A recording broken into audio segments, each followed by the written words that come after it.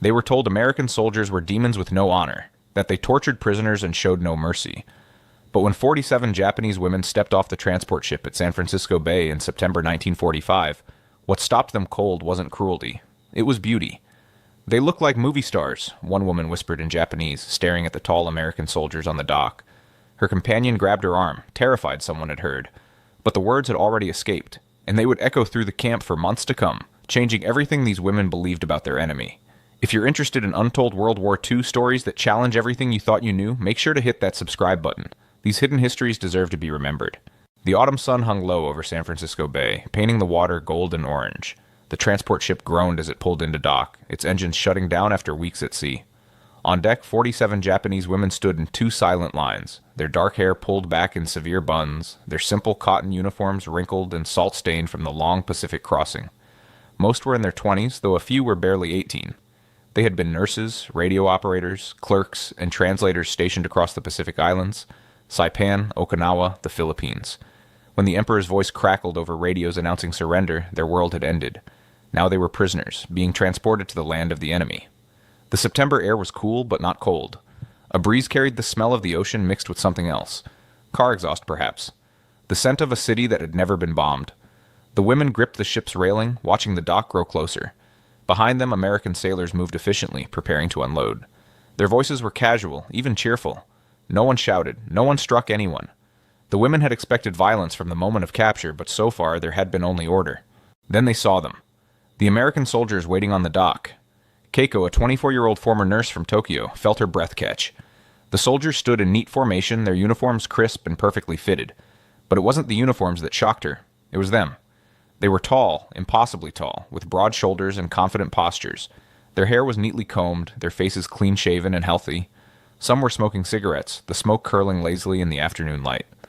Others stood with their hands clasped behind their backs, watching the ship with mild curiosity.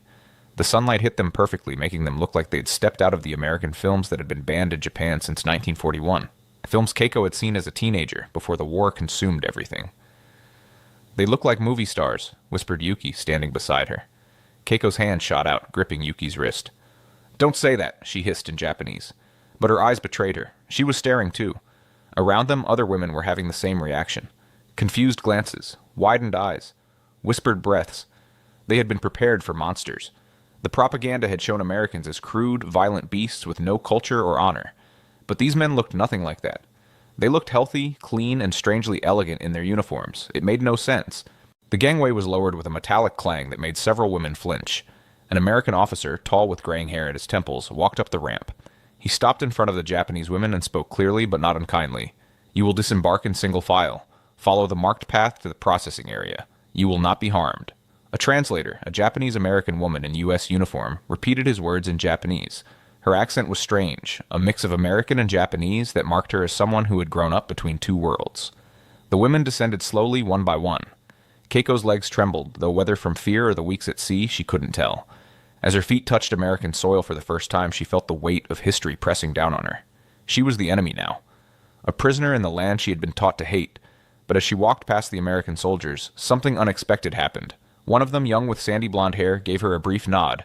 Not threatening, not mocking, just acknowledging her existence as a human being. It was the smallest gesture, but it shook her more than any cruelty could have.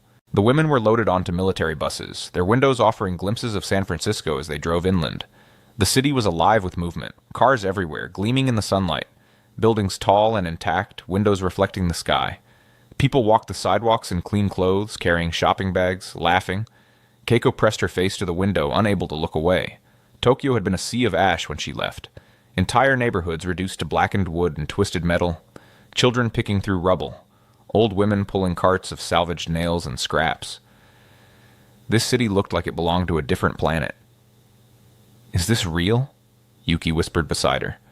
No one answered. The bus eventually stopped at a military facility outside the city. The sign read Camp Stoneman in bold letters. Guard towers stood at intervals, but they seemed almost decorative, as if no one really expected trouble. The women were led into a large building where the processing began. First came the paperwork. American clerks, both men and women, sat at desks with typewriters, asking questions through translators. Name, age, hometown, unit assignment. The questions were routine, bureaucratic. There was no interrogation, no threats. just forms being filled out in triplicate. Then came the medical examination. The women were led to a separate wing where female American nurses waited. Keiko's heart pounded as she entered the examination room. She had heard stories of what happened to captured women, stories that made her stomach turn and her hands shake. But the nurse who approached her was middle-aged with kind eyes. She wore a clean white uniform and held a clipboard. "Good afternoon," she said through the translator. "I'm going to check your general health. Have you been sick recently?" Keiko shook her head, unable to speak. The nurse took her temperature, checked her pulse, looked in her ears and throat. She frowned when she examined Keiko's hands, which were rough and scarred from years of field nursing. "You've worked hard," the nurse said gently. Keiko blinked, surprised by the observation. The nurse applied ointment to a cut on Keiko's palm that had refused to heal properly. The cream was cool and soothing.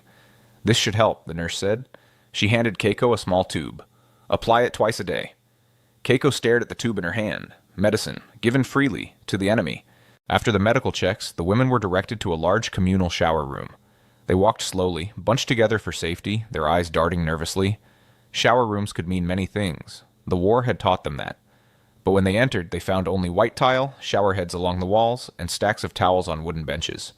A female American sergeant stood by the door. "You will shower and change into clean uniforms," the translator announced. "Your personal belongings will be returned to you after they are inspected. Take your time." Take your time. The words were so strange that some women looked at each other, confused. Where was the urgency, the shouting, the humiliation? Keiko undressed slowly, folding her salt-stained uniform carefully. Around her, other women did the same, their movements cautious. When she turned the shower handle, hot water poured out immediately. Not lukewarm, not cold, hot.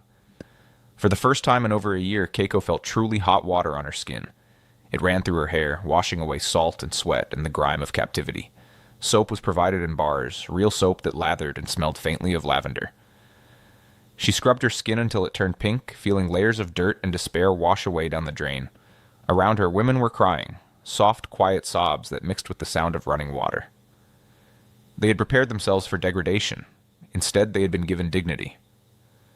Yuki stood under the shower next to her, her small frame shaking. "I don't understand," she whispered. "Why are they doing this?" Keiko had no answer. When they emerged clean and wrapped in towels, they found fresh uniforms waiting for them. Not prison rags, but simple, practical work clothes in gray and blue. There were even undergarments, clean and new. As Keiko dressed, she caught sight of herself in a small mirror on the wall. She looked human again. The mess hall was enormous, bigger than any dining facility Keiko had ever seen. Long tables stretched from one end to the other, and the ceiling was high with exposed beams. But it was the smell that stopped the women in their tracks. Food, real food, cooking. The line moved slowly as women received trays. American cooks, large men in white aprons, spooned portions onto each plate with practiced efficiency. Mashed potatoes, green beans, sliced turkey with gravy, a bread roll, and in a small bowl, fruit cocktail with cherries.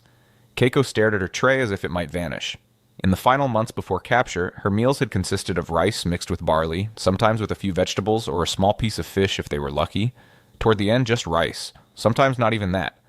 This tray held more food than she had seen in weeks. She sat at one of the long tables, the tray before her. Around her, women sat frozen, unsure what to do. One girl, no more than 19, touched the bread roll with one finger, as if testing whether it was real. "We should eat," Keiko said quietly.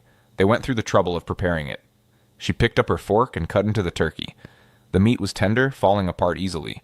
She placed a small piece in her mouth and nearly gasped. It was seasoned with herbs, cooked perfectly, and it tasted like something from a dream. Her eyes watered, but she forced herself to chew slowly, to maintain her dignity. Around her, other women began to eat. Some quickly, as if afraid the food would be taken away. Others slowly, savoring each bite. At the end of the table, a woman named Machiko was crying openly, tears streaming down her face as she ate her mashed potatoes. An American soldier, young with dark hair, noticed. He walked over with concern on his face. "Is she okay?" he asked the translator. The translator spoke to Michiko, who nodded and wiped her eyes. She spoke rapidly in Japanese. "She says the food is very good," the translator reported. "She hasn't eaten like this in a very long time." The soldier's expression softened. He nodded slowly, then walked away without another word. That night, in the barracks where they were housed, the women lay in actual beds with mattresses and blankets. The room was heated, not luxuriously, but enough to keep out the September chill. Outside, they could hear the sounds of the American military base. Trucks moving, men talking, distant laughter. Yuki leaned over from the next bed. "Keiko," she whispered, "what happens to us now?" Keiko stared at the ceiling. "I don't know." "Do you think they'll send us home?" "Eventually." Keiko paused. But Japan is destroyed. What will we go home to? The question hung in the darkness, unanswered. Across the room, another whisper rose in the night. Did you see how tall they were? The soldiers? Like giants. And so clean. Their uniforms were perfect. They really do look like movie stars. The whispers multiplied, women finally, daring to speak the thoughts they had been holding since the dock. In the darkness, where no one could see their faces, they confessed what they had observed. The Americans were not what they had been told. Not crude, not brutish, not dishonorable. They were something else entirely. And that realization was more terrifying than any cruelty could have been. The days at Camp Stoneman fell into a rhythm that felt surreal in its normality. A bell rang at 6 a.m., not harsh, but clear, waking the women gently. Breakfast was served at 6:30, eggs, toast, sometimes bacon or sausage, coffee with real cream and sugar. The first time Keiko tasted coffee with sugar, she had to sit down, overwhelmed by sweetness she hadn't experienced in years. After breakfast, work assignments began. Most of the women were assigned to laundry, kitchen duty, or administrative tasks. Keiko, with her nursing background, was sent to assist in the base hospital. She worked alongside American nurses, changing bedding, organizing supplies, and occasionally helping with minor procedures. The hospital was clean and well-stocked with medicine that actually worked, bandages that were white and sterile, and equipment that gleamed under the fluorescent lights. The American nurses treated her with professional courtesy. They showed her where things were, corrected her gently when she made mistakes, and occasionally asked about her nursing training in Japan. At first, Keiko answered with short, careful responses, but as days passed, she found herself talking more, explaining techniques she had learned, discussing differences in medical philosophy. One nurse, Lieutenant Sarah Morrison, was particularly kind. She was in her 30s with auburn hair and a quick smile. One afternoon, while they were restocking bandages, Sarah asked casually, "Where did you train?" "Tokyo," Keiko answered. "At the Army Nursing Academy." "How long?" 3 years. Then 2 years in field hospitals. Sarah nodded thoughtfully. "That's solid training. You're good at this." The compliment caught Keiko off guard. "Thank you," she managed. "I mean it. You have steady hands. That matters." Sarah paused, then added, "This war was terrible for everyone." Keiko looked up sharply, but Sarah's expression was sincere, not mocking. It was an acknowledgement of shared experience, of shared humanity. It left Keiko speechless. Work in the camp was light, almost absurdly so compared to what they had endured during the war. Shifts lasted 6 hours with breaks. There was time in the afternoons to rest, to walk the grounds within designated areas, to read from a small library of Japanese books that had been assembled. On weekends, there was no work at all, and there was pay. Once a week, the women received small amounts of camp currency that could be spent at the commissary. The commissary was a small building stocked with items that seemed impossible. Chocolate bars, cigarettes, soap, shampoo, magazines, even makeup. The first time Keiko entered, she stood frozen in the doorway, staring at the shelves. Behind the counter, an older American woman smiled at her encouragingly. "Go ahead, honey. Look around." Keiko walked slowly down the aisles. She picked up a chocolate bar, turning it over in her hands. Hershey's. She had heard of this brand before the war. In Tokyo, wealthy families sometimes had American chocolate, a luxury beyond imagining. Now she held one in her hands, and she could afford to buy it. She also bought shampoo that smelled like flowers and a small hand mirror. At the counter, the woman bagged her items without comment, treating her like any other customer. Back in the barracks, the women gathered around their purchases like children with treasure. Yuki had bought red lipstick and was experimenting with it, making faces in her mirror. Another woman, Hana, unwrapped her chocolate slowly, breaking off small pieces to share with others. "It's so sweet," Hana said, her eyes closed. "I had forgotten things could taste like this." But the abundance was torture in its own way. Letters from Japan arrived sporadically, passed through censors and delayed by weeks. When they came, they brought news of devastation. Keiko received her first letter from her younger sister, Aiko, in late October. "Keiko-san, I hope this letter finds you. Tokyo is destroyed. Our neighborhood is gone. Mother and I live in a shelter made from scraps. We eat rice once a day if we are lucky. Many days we eat nothing. Father's factory was bombed. He has no work. I am trying to find employment, but there's nothing. Everyone is hungry. Please come home if you can. We miss you." Keiko read the letter 3 times, her hands shaking. Then she carefully folded it and placed it in the small box under her bed where she kept her few possessions. That evening she couldn't eat dinner. The turkey and potatoes and bread sat on her tray, untouched, while her sister starved in a shelter made of rubble. She wasn't alone. Around the mess hall, women picked at their food, faces drawn. They had all received similar letters, stories of hunger, homelessness, and desperation. The guilt was crushing. "How can we eat when they starve?" Michiko whispered one night. No one had an answer. As weeks passed, interactions with the American soldiers became more frequent and less formal. The guards who walked the perimeter of the camp often nodded greetings. Some learned basic Japanese phrases. Ohio for good morning. Arigato for thank you. Their accents were terrible, and the women sometimes hid smiles behind their hands at the mangled pronunciation. One guard, a tall man from Texas named Private James Cooper, was particularly friendly. He was in his early 20s with an easy grin and sun-bleached hair. During his patrols, he sometimes stopped to chat with the women through a translator. "Y'all settling in okay?" he asked one afternoon. The women nodded politely. Good. Listen, if y'all need anything, just let someone know. We're here to help." It was such a casual statement delivered with such genuine friendliness that it left the women confused. He was the enemy. They were prisoners. Yet he spoke to them like they were guests at a hotel. The American's appearance continued to fascinate the women. In their barracks at night, it became a frequent topic of whispered conversation. "Did you see the one with the blue eyes?" Yuki asked one evening. "I've never seen eyes that color in person before." "They're all so tall," Hana added. "Even the short ones are tall." "And their teeth," Michiko said. "So white. Do all Americans have teeth like that?" "I think they eat better than we ever did, even before the war," Keiko said thoughtfully. "Look at them. They're healthy, strong. Their country was never bombed, never invaded. They don't know what it's like to be hungry." The observation hung in the air. "Is that why they won?" Yuki asked quietly. "Because they had more?" Keiko thought about the hospital supplies, the endless food, the casual abundance of the commissary. "Maybe," she said. "Or maybe they won because they could afford to treat even their enemies well. That takes a kind of strength we never had." It was a dangerous thought, one that contradicted everything they had been taught. But in the darkness of the barracks, with American blankets keeping them warm and American food in their bellies, it was hard to deny. The truth was becoming impossible to ignore. The Americans were not demons. They were not crude or without culture. They were simply people. People from a country that had never been destroyed, who still believed in rules and order and even kindness toward enemies. And for women who had been raised on propaganda about American savagery, this reality was more disorienting than any battlefield. The conflict within Keiko grew sharper with each passing day. In the mornings, she woke in a clean bed, ate a full breakfast, and worked in a well-equipped hospital. In the afternoon, she read letters from her sister describing near starvation in Tokyo. The two realities could not coexist, yet they did, and the contradiction was tearing her apart. She tried to maintain her dignity, her sense of identity as a Japanese woman and a loyal subject of the emperor.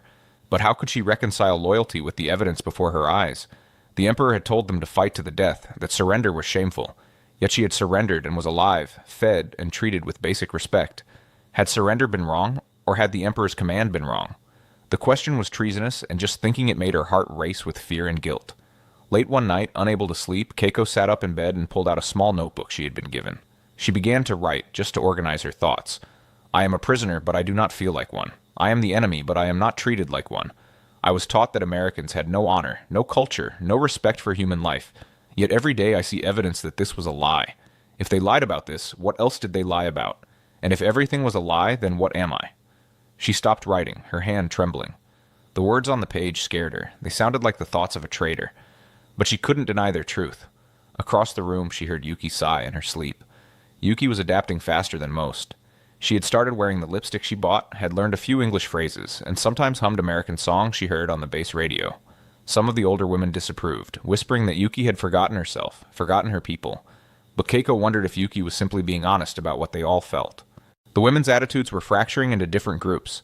Some, like Yuki, were adapting quickly, almost eagerly accepting their new reality. They learned English, smiled at the guards, and seemed to shed their identity as defeated enemies with surprising ease. Others held firm to their training and beliefs. Older women especially maintained strict Japanese customs, refused to learn English, and kept to themselves. They ate the American food because they had to survive, but they did so with visible reluctance, as if every bite was a betrayal. Keiko found herself somewhere in the middle, unable to fully embrace either position. One evening, a debate broke out in the barracks. It started when Hana mentioned that she had laughed at something Private Cooper said during his patrol. "You laughed?" An older woman named Tomoko said sharply. "With the enemy?" "He was just being friendly," Hana said defensively. "He showed me a picture of his dog back home. It was funny looking. He is an American soldier. He is the enemy. Have you forgotten what they did to our country?" "Have you forgotten what our country did?" Yuki interjected suddenly. The barracks went silent. Yuki rarely spoke up in group discussions. "We invaded other countries. We killed people. We started this war. And we lost. Maybe we're the ones who should feel ashamed." Tomoko's face went red. "How dare you speak that way? Our soldiers died for the Emperor. They died because old men sent them to die, Yuki said, her voice rising. And we nearly died too. But we didn't, because the Americans didn't kill us. They fed us instead. They gave us medicine and beds and treated us like humans. Our own government left us to die on those islands. The Americans saved us. They are the enemy, Tomoko insisted. Then why aren't they acting like it? Yuki shot back. The silence that followed was heavy and uncomfortable. Keiko sat on her bed saying nothing, but her heart pounded. Yuki had spoken the unspeakable. She had voiced what many of them had been thinking, but were too afraid to say. Tomoko stood abruptly and walked to her bed, turning her back to the group. The conversation died, but the questions it raised did not. As November arrived and the weather cooled, the women were occasionally taken outside the camp for work details in the local community. Always under guard, always supervised, but still, they left the wire and entered American civilian life. Keiko was part of a group sent to help at a local church that was organizing care packages for soldiers overseas. The church ladies were older women in floral dresses and pearls, their hair styled in elegant waves. They directed the Japanese women with polite firmness, showing them how to pack boxes with socks, candy, cigarettes, and letters of encouragement. One of the church ladies, Mrs. Henderson, was particularly chatty. She had white hair and kind blue eyes that crinkled when she smiled. "You girls are doing such a good job," she said through the translator. "Thank you for helping." Keiko was baffled by the gratitude. She was a prisoner being made to work. Why was this woman thanking her? During a break, Mrs. Henderson offered them tea and cookies, served on real china plates. The women sat awkwardly in the church fellowship hall, drinking tea and eating shortbread cookies, while Mrs. Henderson talked about her son who was stationed in Germany. "I'm so glad the war is over," she said. "I'm so glad everyone can go home now. You girls must miss your families terribly." The translator conveyed this, and Keiko felt tears prick her eyes unexpectedly. She did miss her family. Desperately. And this American woman whose country had fought hers could recognize that. Could feel sympathy for her enemy's grief. On the drive back to camp, Keiko stared out the window at American houses with their neat lawns and intact roofs. Children rode bicycles, men washed cars, women hung laundry. Life continued untouched by war. "They don't understand," Michiko said quietly beside her. "They don't understand what war really is. Their homes were never bombed. They never starved." "No," Keiko agreed. "But is that a weakness or a strength?" Michiko looked at her sharply. "What do you mean?" "Maybe the fact that they don't understand war is why they can be kind," Keiko said slowly, working through the thought as she spoke. "Maybe because they never had to become monsters to survive, they can afford to be human, even to us." It was a profound realization, and it shook her. Japan had been at war for so long that brutality had become normal. Kindness had become weakness. But America, untouched on its own soil, still had the luxury of mercy. And that mercy, Keiko realized, was the most devastating weapon of all. You could fight against cruelty. You could harden yourself against brutality. But how did you fight against kindness? How did you maintain hatred for an enemy who fed you, clothed you, and treated you with dignity? You couldn't. In mid-November, the camp organized a movie night. A screen was set up in the recreation hall, and the women were invited to attend. The film was a Hollywood musical, something light and cheerful with singing and dancing. Most of the women had never seen an American film before, or if they had, it had been years ago before they were banned. Keiko sat in the darkened hall, surrounded by other prisoners, watching American actors sing and dance in glorious technicolor. The men were handsome in tuxedos, the women beautiful in flowing gowns. The sets were elaborate, the music sweeping. It was pure fantasy, pure entertainment, but it was also a display of wealth and confidence that took her breath away. Even their entertainment was abundant. Even their fantasies were luxurious. During one scene, the leading man appeared in a military uniform, tall and confident and impossibly handsome. In the darkness, Keiko heard Yuki whisper, "Just like the soldiers here." She was right. The Americans they saw every day, with their height and clean uniforms and confident bearing, looked like they had stepped out of this film. They were the movie stars her people had whispered about. They were the idealized version of manhood that Hollywood sold to the world. And Japan had tried to fight this. The realization was crushing. How could they have ever thought they could win? They had been fighting not just a military force, but an entire culture of abundance, confidence, and strength. A culture that was so secure it could afford to make movies while fighting a war. A culture that could afford to treat prisoners well. When the lights came up, Keiko saw that many women were crying. Not from sadness, but from understanding.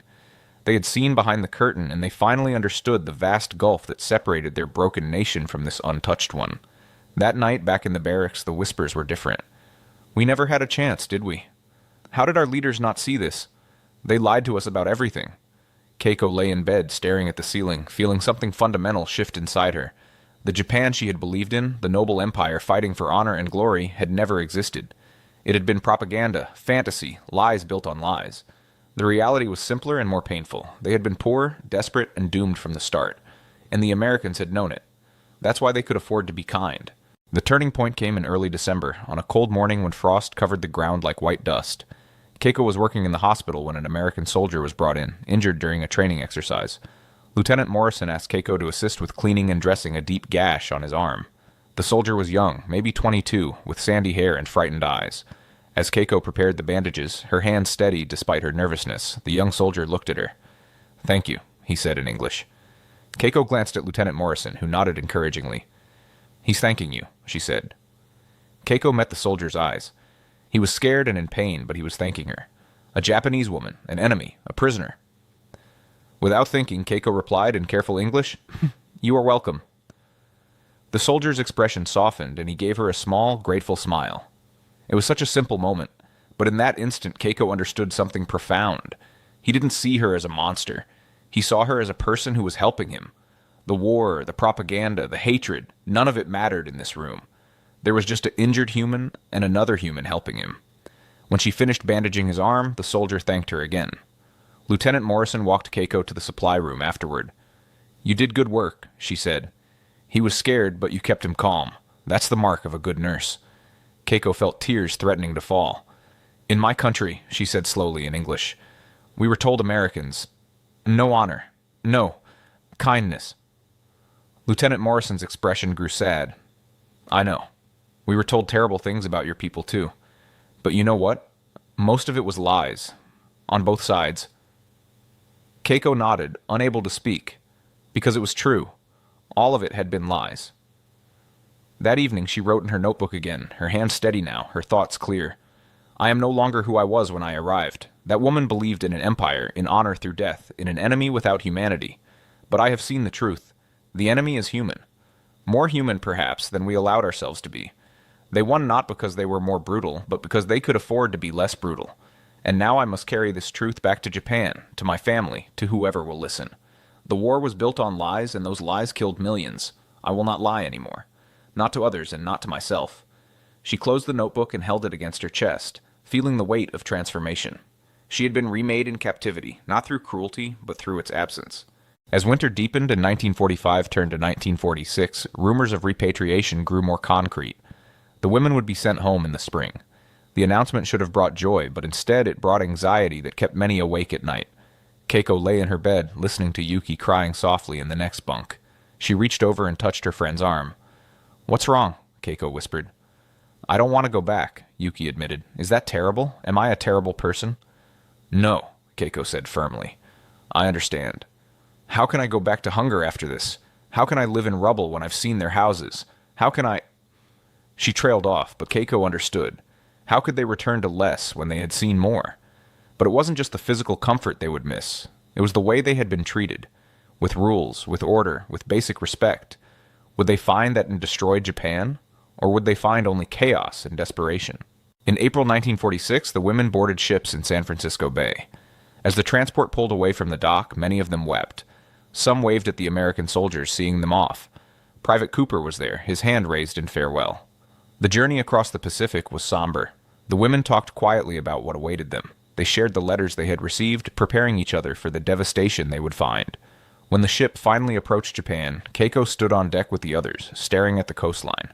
Even from a distance, she could see the damage. Cities that should have shown lights and buildings showed only low, dark spaces. The destruction was total.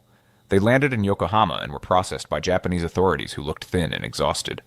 The officials stared at the women, healthy and well-fed, with expressions Keiko couldn't quite read. Resentment, confusion, envy. Keiko made her way to Tokyo, walking through streets she barely recognized. Her neighborhood was gone, replaced by a makeshift city of shacks and shelters. She found her family's location based on her sister's letters. When she saw Aiko, she almost didn't recognize her. Her sister had been plump and cheerful before the war. Now she was thin, her face gaunt, her clothes hanging on her frame. But when Aiko saw Keiko, she cried out and rushed to embrace her. "You're alive! You're home!" Their mother emerged from a shelter made of corrugated metal and scraps of wood. She looked older, fragile, but her eyes filled with tears when she saw Keiko. The reunion was bittersweet. They held each other and cried, grateful to be together but devastated by what had been lost. Their father had died the previous winter, too weak from hunger to survive pneumonia. Their home, their neighborhood, their whole world was gone. That night, huddled in the cold shelter, eating watery rice, Keiko pulled out her notebook. By candlelight, she wrote down everything she had experienced, everything she had learned. She wrote about the soap, the food, the kindness. She wrote about Private Cooper's friendliness and Lieutenant Morrison's respect. She wrote about the movie that showed her the vast gulf between nations. Years later, Keiko became a teacher. She married a man who had survived the war and had 3 children. Japan rebuilt itself, slowly and painfully, but it rebuilt. And as it did, it changed. Keiko never forgot her time in America. When her children asked about the war, she told them the truth. She told them about the propaganda and the lies. She told them about expecting monsters and finding humans. She told them about the soap and the chocolate and the soldiers who looked like movie stars. But the most important thing, she told her eldest daughter, was not how they looked. It was how they acted. They won the war, but they didn't have to treat us well. They chose to. And that choice showed me that strength doesn't come from brutality. Real strength comes from being able to show mercy even to your enemies. Her daughter listened carefully. Did it make you less Japanese? She asked. Keiko thought about this. No, it made me more human, and maybe that's the same thing. And so the image of those American soldiers on the dock, tall and confident in their perfect uniforms, became more than just a memory of physical appearance. It became a symbol of everything those Japanese women had to learn the hard way. That propaganda lies, that enemies can be human, that sometimes the most powerful weapon isn't violence, but simple dignity. For Keiko and the 46 other women who returned from American captivity, the transformation was permanent. They had left Japan as believers in the empire. They returned as witnesses to a different truth. And while that truth was painful, it was also liberating. It freed them from the lies that had cost their nation everything. The soap, the chocolate, the hot showers, the soldiers who looked like movie stars, these were not just comforts. They were proof that another way of living was possible. A way based not on suffering and sacrifice, but on abundance and respect for human dignity. As one survivor wrote decades later, "We expected demons and found men. We expected cruelty and found kindness. It was harder to accept than any brutality because it forced us to question everything. But in the end, it saved us from becoming prisoners of our own hatred." That is a lesson worth remembering. If this story moved you or taught you something new about World War II, please hit that like button and subscribe for more untold histories. These stories matter. They remind us that even in humanity's darkest moments, there is still room for dignity, mercy, and hope. Thank you for watching, and I'll see you in the next video.